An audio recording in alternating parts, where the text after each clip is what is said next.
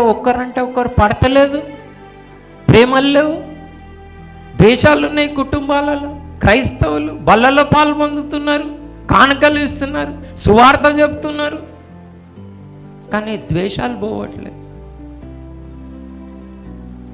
చాలా భయంకరమైందా? పోదు.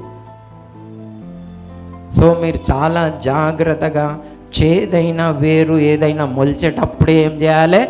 దాన్ని పెరికి పారవేయాలి. దేవుణ్ణి అడగాలి, ప్రభువా నాకు ద్వేషం వస్తూ ఉన్నది, నేను జాగ్రత్తగా ఉండాలి, ఆ పనికిరాని తీగని పెరికి వేయమని మనం దేవుణ్ణి అడగాలి. లేకపోతే ఆ ద్వేషంతో మనం ఏం పోవచ్చు? నరకానికి పోవచ్చు. కాబట్టి అది శరీర క్రియ. అట్టి క్రియలు చేయువారు దేవుని రాజ్యంని స్వతంత్రించుకొనరు, అపవిత్రులు అయిపోతారు.